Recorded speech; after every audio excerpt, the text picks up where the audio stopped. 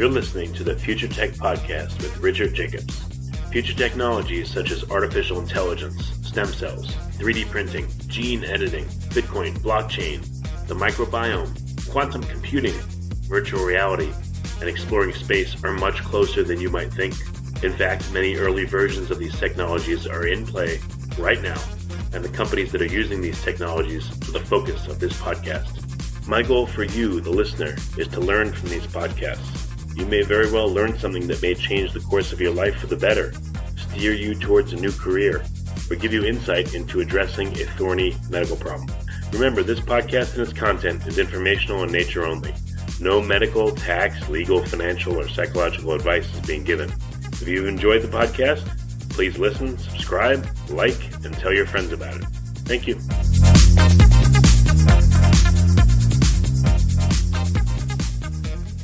Hello, this is Richard Jacobs for the Future Tech and Future Tech Health podcast.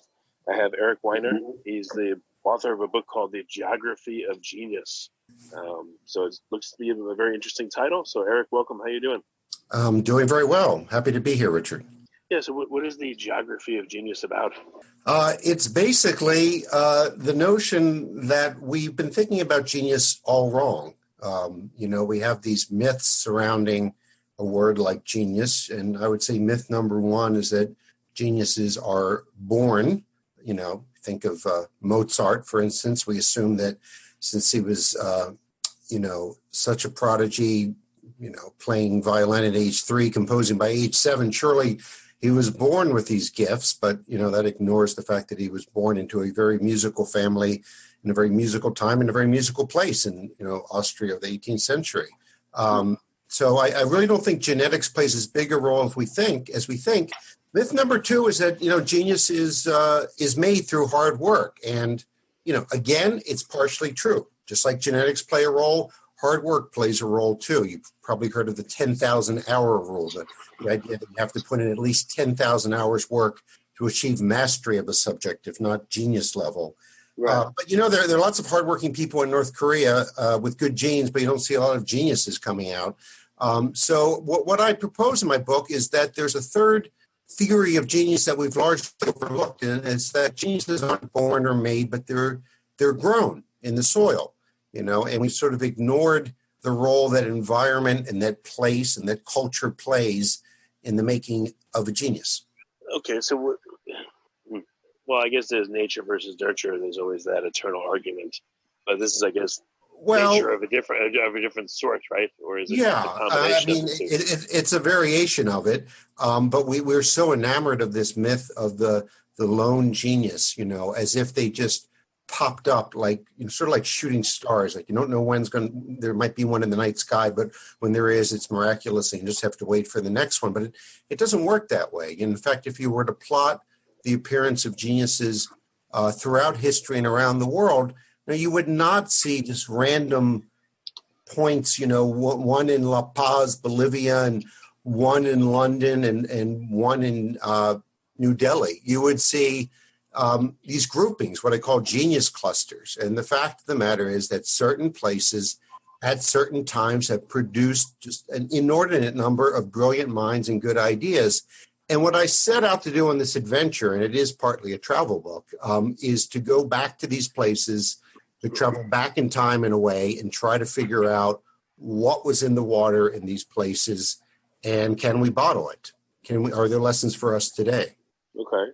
So, what have you found? What kind of places did you go to? Let's start with that. What are some? Well, I identified 7 from chronologically from ancient Athens to Silicon Valley, right? And including, some expected places like Renaissance Florence. Most people know about that. But less expected ones like Vienna of the turn of the century, around 1900, and Hangzhou, China, in the 12th and 13th century, and even Calcutta in the late 19th, early 20th centuries was definitely a place of genius. And I went to these places because, I'm a place person, and I cannot really know a subject unless I go to the heart of it. And we still do this today. I mean, you can look at all the great artwork of the Renaissance online, but yet people go to Florence and they put up with the long queues at the Uffizi Museum and the crowds and the heat because they want to see it in person and they want to walk in the steps of Michelangelo and Leonardo. Right. And that's what I do, combined with an awful lot of time spent in the library and researching the subject of geniusology. So what did you find? Did you get a feeling from the places you went to, or was it just like any other place? Well, I mean, they have a few things in common and a few things not in common. There's not it's not an exact recipe. If there was an exact recipe for sort of creating one of these genius clusters, well, I wouldn't be talking to you because I'd be on my yacht somewhere in the Mediterranean if I'd figured that one out. But there are more a set of ingredients, I would say, in different proportions. And one thing that almost all of them have in common is that they are cities. If you think about it, all that you don't hear of any geniuses really becoming geniuses in small towns and rural areas. They may be born there, but eventually, almost always, they'll move to a city. And why cities? I think a couple reasons. One is simply because that's where the people are. That's where the jury is. I believe deeply that genius is a social verdict. That we decide who a genius is, and that's why you see some people like Van Gogh and Bach who were not that highly regarded in their time because the jury, the people of the time, didn't think they were so hot. But 75, 100 years later, they become geniuses. So you need a city because you need people to say, hey, that guy Richard is really brilliant. His podcast is just total genius. And the second reason is what researchers call interaction opportunities. A better way of phrasing it is that cities are where ideas go to have sex, that they're interacting with one another.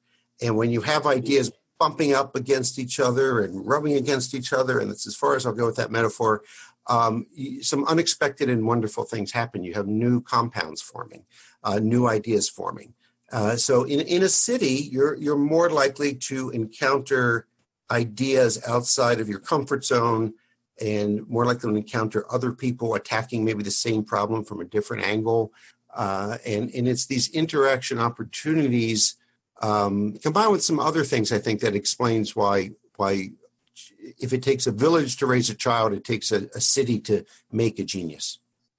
I guess you could do similar works on, the geography of violence and the geography of many other things. Since you like places, maybe that would be subjects for future books. You visit places of great strife and maybe try to identify why they happen there, et cetera. I know that's what I examine is an idea. And in my book, Geography of Bliss, I look at different ways that different countries pursue happiness and define happiness and what we can learn from them. And so it is the intersection of place and idea that interests me. For me, places are the embodiment of ideas. You don't just feel love, for instance, anywhere. You feel it for a certain person, but also in a certain place. And at a certain time. And we are much more creatures of place than we think, even today in the information age, the digital age. In fact, in a strange way, geography matters even more in the digital age than it did before. I mean, it's remarkably persistent because if you think about it, Silicon Valley should not exist, right? Here is these people telling us that they're creating these devices, iPhones and ways of communicating like we're doing right now, where you can be anywhere, right? You can be anywhere. But yet the people who are telling us you can be anywhere, the vast majority of them live in one 60-mile stretch of land between San Francisco and San Jose, California, otherwise known as Silicon Valley. So place still very much matters today. Well, it's an old expression that people make the place. So I know you've been looking at the geography of genius, but maybe most of the context in which genius develops is invisible to you because there weren't the same people around at the same time. And no, yes, obviously, there was a British writer whose name escapes me who said famously that the past is a foreign country. They do things differently there. And that's very true. And the challenge for a writer like myself is to go to these places and the Athens of today is very different from the Athens of 400 BC. And imagine it as it was back then, to look for portholes to the past. And it is the confluence of time and place that matters. And you said it's the people that make the place. Yes and no. On one level, that's true, but it's also the place that makes the people. In other words, it's something about, first of all, the reaction to the land and the topography. In ancient Greece, you had hundreds and hundreds of these city-states that were really like countries. Athens was a city, but it was a city-state, meaning that it really was what we consider a small country today. And you had hundreds of these throughout Greece at the time, and they were separated by the mountains and the land and the difficulty of travel. So you had all these microcultures sprouting up, like hundreds of little petri dishes. And each one sort of excelled at something different. The Spartans were good at warfare. The Athenians, less so. But they brought us democracy and theater, and we don't remember the Spartans so much today, do we? So any other interesting things that jumped out at you? Were there particular places you went to that, I would say this about the places. They were surprising. They were surprising in that they were not nice places. By that, I mean they were not paradise. And if paradise does exist, it's probably the least creative place in the world, because you need some tension to create. And in fact, Athens, just to use it again as an example, at the time was a dirty, smelly place, even by the standards of the day. Edinburgh, during its age of enlightenment in the 18th, 19th centuries, was a pretty dirty, smelly place also, and small, actually, too. And the Scots were great underdogs, they'd just been conquered by the English. And yet you had this flourishing where you had Adam Smith, the founder of modern economics, and David Hume, the great philosopher, and I could go on, in this kind of backwater, really. But they had something to prove. They had a chip on their shoulder, which helps. And they had this intermingling of people from different classes.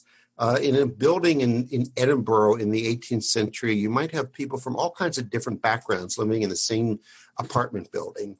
And it's these kind of interactions of differently minded people with different ideas that's really important, because there's a kind of creativity contagion that takes place.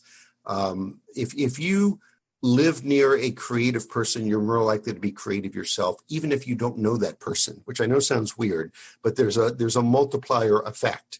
And once there is a breakthrough in one field, you tend to see breakthroughs in others. I'll give you an example. Let's go to Vienna of 1900. So there you've got, say you're Sigmund Freud, and you're just some young doctor with some crazy ideas about the unconscious, and no one knows you. But you look around, you see all these breakthroughs in art, with Gustav Klimt, and in physics and politics, and you think, well, why not my field too? On some level, you think that. So there's a kind of contagion in a good way that takes place in these places. Yeah, I guess it's not just the genius, but what happens in the wake of the genius. Maybe in their wake, more things sprout up. Maybe it's just the, have you ever studied, like you said, this contagion, like when, I know it's a very different topic, but a lot of hip hop originated in New York, in certain very small neighborhoods in Queens and the Bronx and everything. And it's funny, even certain apartment complexes that just seem to be like an epicenter, for instance, of hip hop. So it's weird that certain things are like hyper local and they tend to arise, and then they keep that locality for a long time. It's strange, that effect.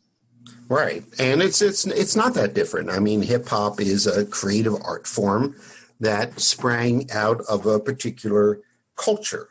I mean, it would not have sprung out of Renaissance Florence. And I argue that, if you take one of these hip hop artists and you put them in a different time and place, they're not going to be genius hip hop artists. And if you take Leonardo da Vinci and you plop him in, Brooklyn of the 21st century, he's not going to be the genius that we know and love today. Who knows? Maybe he'd become a hip hop star. It's possible. Well, I was seeing, like culture, like I grew up in New York, and I saw like, a lot of the businesses were owned by particular ethnicities, and ethnicities cluster, So maybe this is the same type of effect. like, over the past, I don't know, probably 8 or 10 years, all the cab drivers seem to be from Ethiopia and Somalia. Mm-hmm. And like I said, historically in New York, all the nail salons were Korean and all of this was that. And I guess it's just clustering both, like you said, when a field is advancing or ancillary fields are advancing or a culture's there, or I don't know. Yeah, like but the thing is, you've got, in order for a place, in my mind, to qualify as a real genius cluster, it's got to be, sparks have to be flying in lots of different directions. So, just like a one crop economy is not a great bet. If that all of a sudden the wheat fields die, you're screwed. Likewise, I'm a bit, worried about places, like Silicon Valley, which I think is essentially a one crop economy with different strands growing there, but still one crop. Look what happened with Detroit, which, in the 20s, 30s, 40s, 50s was this very vibrant city, but it was largely in the car industry and automotive businesses. And if that goes south, the city went south.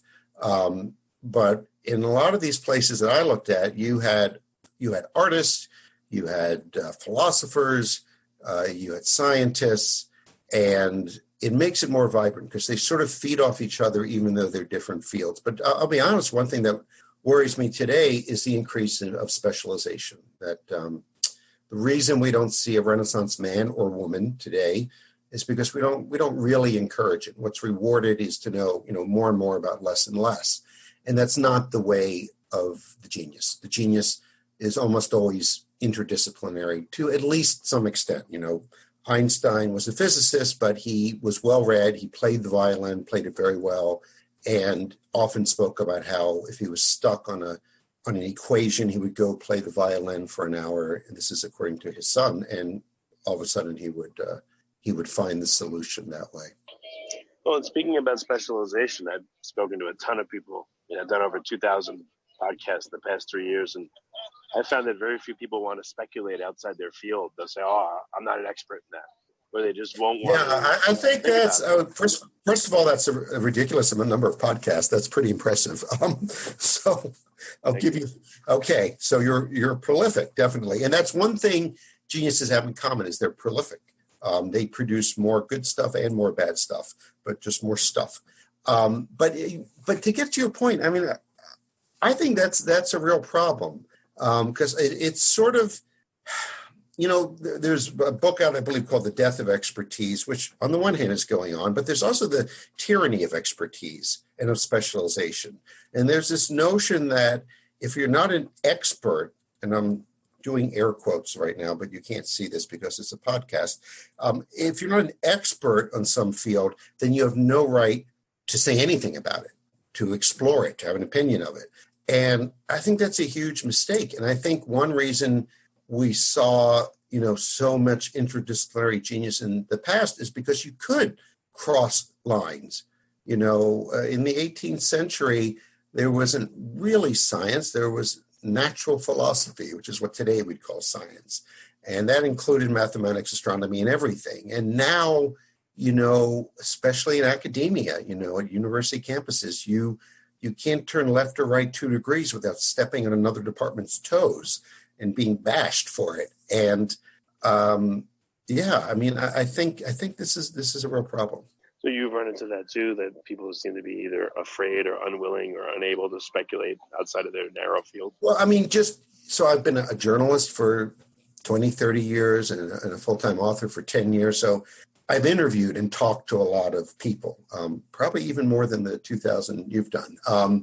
Sure. Yeah, and I am always wary of people who say, well, that's not my field. I can't really, or I'm no expert, but, I'm more impressed by people who are willing to go out on a limb and willing to step into other areas. And I think just like we can self-censor ourselves, when it comes to speech, we can self-censor what we think about. We can say, well, I can't really think about physics because I'm not a physicist. I can't even wrestle with those problems. A book I just finished writing that will be published in May is The Socrates Express. And it's a fun book about philosophy, which people have a hard time wrapping their minds around, because philosophy, unfortunately, is one of those subjects that people think is just hard and it's for experts. And that's not the way it started. That's not, philosophy means one who loves wisdom, and we all can love wisdom. And just to go back to ancient Greece one more time, everybody could go to the agora, the marketplace, and philosophize with Socrates or talk science with Democritus or whoever. And it was much more wide open.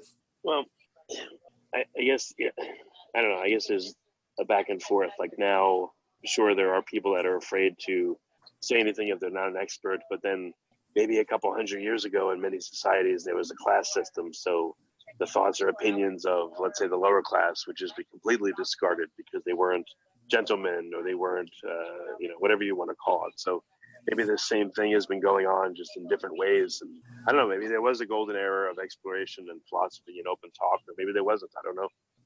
No, I mean, I had not thought of that, but there have always been restrictions on who can talk about what, probably since the first caveman who said, what do you know about fire? You didn't invent fire. Why are you talking about fire? Or down the road invented fire. He's the expert. I mean, probably been for a long time. And you're right, for different reasons, classes or you were a slave or whatever.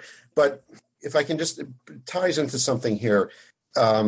Another ingredient in these places is they tend to be crossroads, right? They tend to have, if not open borders, more open borders. And however you feel about the current debate about immigration, the fact is that immigrants are good for creative genius. A disproportionate number of geniuses were immigrants or refugees or both, be it Einstein or Victor Hugo, Marie Curie. And today, something like a quarter of all the Nobel Prizes are, if not more, are awarded to Americans who were not born in this country, who immigrated. And I think the reason why immigrants, maybe you have a theory, but I have my theory too, about why immigrants are disproportionately creative geniuses. And the typical theory, to sort of go back to your Korean bodegas or Korean grocery stores in New York, is, they're very hardworking. Immigrants are hungry for success, whatever their ethnicity, right? And so that, at first people said that explains. And I thought about that. I thought, well, that would explain why they maybe become successful or even wealthy. But when you're talking about creative genius, and that's what I mean here, creative breakthroughs, you need more than just hard work, right? You need new, fresh ideas. And the immigrant, by nature of their experience, has been and is exposed to new ideas. And they need to then occupy a space that I call insider-outsider space. They're outsiders, but they're inside enough to affect the system. To be an African-American slave in the 17th, 18th century rather, in this country, you're too far outside the system. You have fresh ideas maybe, but no one's going to listen to you. And if you're too embedded in the system, if you're captain of the ship, you're not going to rock the boat either. Take someone like Freud. He was an immigrant to Vienna, came from a place called Moravia that's now part of, I believe, either the Czech Republic or Slovakia. I think Slovakia. And don't quote me on that. Anyway, he was an immigrant to Vienna, and he was a Jew. So he was an outsider in two ways. But at the time, in the early 20th century, he was inside enough that people listened to his ideas and took him seriously. And that's the sweet spot, I think. Yeah, I guess you can encapsulate a few factors that lead to genius. I would say one is definitely adversity, but not insurmountable adversity, but enough to toughen you, harden you, and maybe give you the impetus to look for something different or better. And then, like you said, being an immigrant, being in a new place, new culture, right, new everything, bringing your old ways too. I mean, I like to. And it doesn't mean that you're going to, it's not like so clear that because you're an immigrant, say from, whatever country you come to America and you're going to say, well, back in Nigeria or in Norway or wherever, this is the way we did it.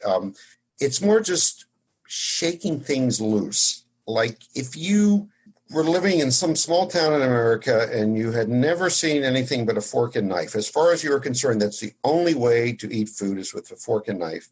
And a Chinese family moves in next door and you notice they're using these sticks, chopsticks, to eat their food. And you're like, huh. Now, you're very unlikely to start using chopsticks to eat your food. But on some level, you've been shaken up and you're thinking, well, if there's a different way of eating my food, maybe there's a different way of composing music or farming the land or whatever it is. So it's what psychologists call a schema violation, which sounds nasty, but isn't. It's just when the regular order of things is shaken up a bit, it has this kind of multiplier creative effect. And there's studies that show this. They show videos to people of a schema violation, people having pancakes for dinner or making a sandwich in backwards order, weird stuff. And then they give them a creative thinking exam, and they see this boost in creative thinking just by watching other people do weird stuff. Yeah, and then there's always people's reaction to it, which would color how someone would either, I guess, they might put their genius away. They might, not let it out if they're in an environment that appears to be very repressive to new and different ideas. I mean, some ideas people like and they think they're cool and quirky, and some they hang the person or they burn them at the stake for. So well, that's why it's all about timing. That's why when I say, genius is a social verdict, that's what I mean. It's like you have the wrong idea at the wrong time, and you might either be burned at the stake or worse, ignored, but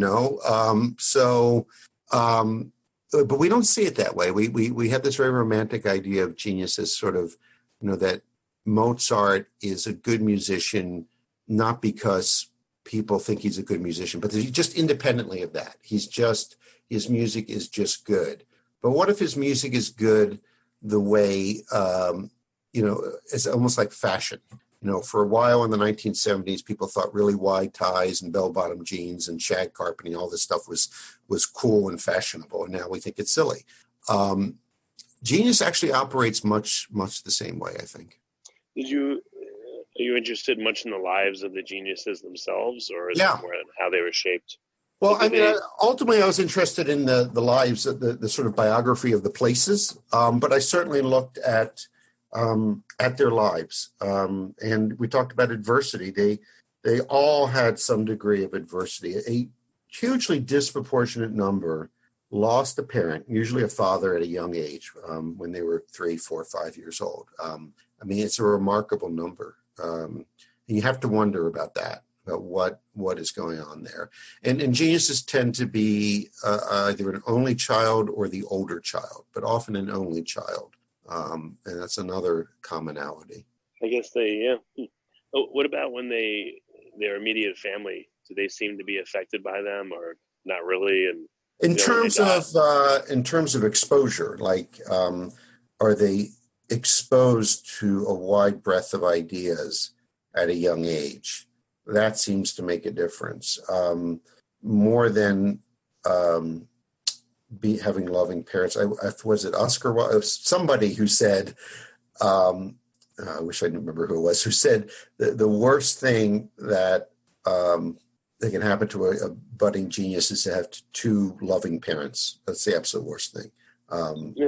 And needs to be some tension there. Unfortunately, most parents abide and oblige and are not perfect, of course. So there's always, I don't really know anyone who had a perfectly happy childhood. Do you? Oh, of course, but I see what you mean. Again, it's a different kind of adversity. Not having one parent or both, not having any siblings. I can see how all that would shape someone in a different way. Well, you also enter the adult world younger, but still with the eyes of a child, and you have to compensate for the loss, right? And of course, I should also say that if you lose a parent figure, a father figure in particular at a young age, you also might be more prone to mental illness like depression and other problems. So it works both ways. Have you ever looked at like idiot savants? It seems like they're involuntary and geniuses are voluntary. Any point in looking there? Well, I make a pretty sharp distinction between talent and genius. And an idiot savant may have a particular talent, but I wouldn't call them a genius, not as I define it. I think the best distinction I've heard is from the philosopher Schopenhauer. He said that talent hits the target no one else can hit. Genius hits the target no one else can see. And I think that is the distinction. So an idiot savant maybe can run numbers quickly or do these amazing feats, but we don't remember them. And this is where we often confuse IQ and genius. A genius, in my mind, is not someone with a high IQ. There are plenty of people with members of the Mensa Society with IQs over 200 who you've never heard of and will never hear of. And then there are Nobel Prize winners with lower than average IQs, many of them, and many with average IQs. So I don't think that IQ is at all really related to the kind of genius that I'm talking about. What about the immediate family members of a genius? Their kids, their wives, husbands, etc. Are they affected, or is it just kind of like, that person was their family member, but it didn't really affect their life much? Well, a lot of unhappy relationships out there. I'm thinking of certainly a social and political genius like Mahatma Gandhi as just one example, who had a very rocky relationship with his wife and with his children, and admitted he was a lousy father. He said as much, father of the nation, but not a great father to his children. So there's often a price to be paid in the family of a genius. Disruption, distraction, there are exceptions, I suppose, but it seems to be they are exceptions. And I guess genius is not heritable, it appears to be. It seems to end with that person and begin with them. It does. There's never been one genius who begot another. Never been one genius who gave birth to another genius. And again, not talking high IQ or just, smart like daddy. I'm talking, Einstein's kids were not Einstein. And Freud did have a child, Anna Freud, who became a psychologist and a pretty good one, but not like her father. So maybe it is just, tough acts to follow, but also maybe, the genetics change a bit, of course, but the time and the place also change as well. And that moment where the genius achieved geniushood has passed. Do you try to seek out living geniuses and talk to them and interview them and learn from them, or are you looking more at historical ones? I find it's really hard. First of all, anyone who says they're a genius is not, just like anyone who says they're a hero. You never see an interview after someone saves someone from a burning building. They always say, I just did what anyone would have done. I'm not a hero. I'd like to see the guy who says, it's remarkable. Nobody would have done what I've done. I'm a hero, I tell you. Right, yeah. So same thing with geniuses. And also you need... a question I often ask when I give talks on this subject, in a room full of people, I just ask the question, was Steve Jobs a genius, yes or no? So I'll ask you, was Steve Jobs a genius? I don't know. I don't think so. I just think he just had an eye for, for product design, but I don't think so. Tends to split 50-50. Unless I'm in Silicon Valley, then it's like 90% of the people say, yes, he was a genius. Mm-hmm. I think it's because it's too soon, number one, and then look at his field with technology. I mean, can you name a classical composer living today who's great, who's a genius? And why would that be that we have, Steve Jobs as a possible genius, but no classical composers? It's not that the classical composers have gotten worse and the technology is better. It's that this is what we honor, and the epigraph in my opening quote in my book kind of says it all. It's from Plato. It's what he said, what's honored in a country is cultivated there. And we honor technology. We honor not classical music or literature necessarily, but what Steve Jobs did and what his successors are doing in Silicon Valley. So if you were to just walk down the street and say, name a current living genius, most people would say, well, Steve Jobs passed away, but they might point to Elon Musk as an example, for instance. I think it's too soon to tell. And that's why, I mean, I'm definitely interested in talking to wise people. And my new book out in May is about wisdom. But as far as like pointing to geniuses here and now today, that's tough. I mean, we need a little bit of distance. Well, I can tell you, sometimes on a given subject, I'll interview 100 different companies or people. And I do find that in any subject, whatever it is, like 95% of the people are okay. They're enough to be licensed or competent. And, this won't add up to 100, by the way, but 5% are good. They go above and beyond and they're pretty good at what they do. And then there's that 0.1 or 0.01% that are like amazing at what they do. And I can find them usually if I get into a subject long enough and speak to enough people. And when I speak to those people, I mean, and I guess like you're right, society wouldn't say they're geniuses, but they definitely seem to be, at least in what they do. And I can hear it pretty early on in the conversation. It's cool and to experience that. Yeah, and it's I know what you're talking about. I don't think it's genetics, or I don't think they have better genes or work harder than their colleagues necessarily, but that they see things a bit differently. It's geniuses are not know-it-alls; they're see-it-alls, or at least see things differently. And it's that slightly angular vision that makes them stand out, I think. Because, Einstein was not the most knowledgeable physicist of his day. There were physicists who knew more than he did, but they didn't know the way he did. And, and unfortunately today we really are confused. We confuse information with knowledge and knowledge with wisdom. And we think that if you just have more information, this will solve problems. And in fact, more information creates problems often. And even more knowledge doesn't solve problems. What you need is wisdom. And I think we've lost sight of that, the idea that it's not knowing more, but seeing more that matters. Well, I think it's even worse than that. It's like a lot of people are now saying, all right, we're going to leave the wisdom to AI. And AI, I don't think, has any wisdom. And like you said, it's the vast accumulation of data, let's say, that it can look at. But it just seems like a lot of fields are saying, oh, AI will solve this, or AI will. Right, and the reason, it's sort of like a natural, I'm just thinking about this now, it's sort of a natural outcome. That attitude is a natural outcome of our belief that wisdom is just a bunch of data.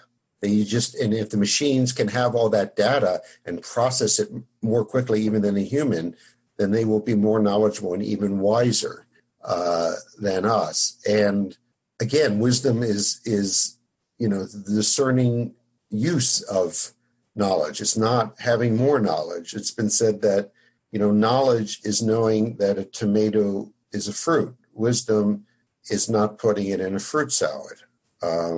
And so, we've lost this. I'm trying in some small way in my books and in my new book, which I keep mentioning, the Socrates Express, which will be out in May, to recover that lost art of philosophy as the love of wisdom.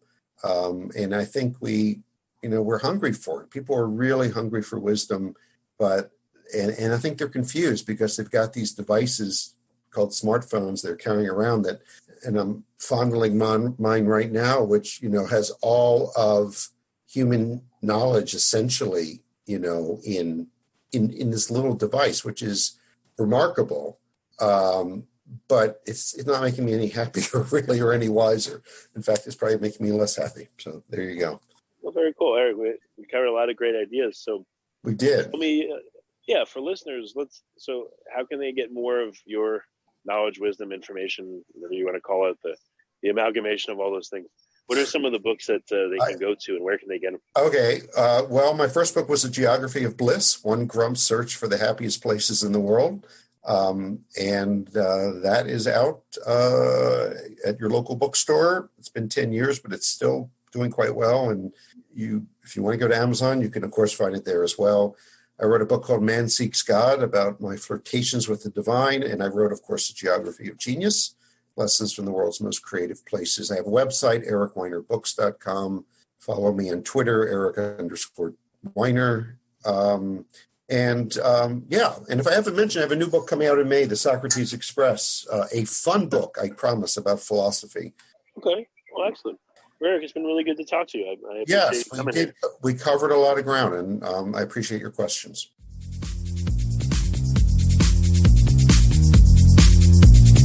You're listening to the Future Tech Podcast with Richard Jacobs. Future technologies such as artificial intelligence, stem cells, 3D printing, gene editing, Bitcoin, blockchain, the microbiome, quantum computing, virtual reality, and exploring space are much closer than you might think. In fact, many early versions of these technologies are in play right now, and the companies that are using these technologies are the focus of this podcast. My goal for you, the listener, is to learn from these podcasts. You may very well learn something that may change the course of your life for the better, steer you towards a new career, or give you insight into addressing a thorny medical problem. Remember, this podcast and its content is informational in nature only. No medical, tax, legal, financial, or psychological advice is being given. If you've enjoyed the podcast, please listen, subscribe, like, and tell your friends about it. Thank you.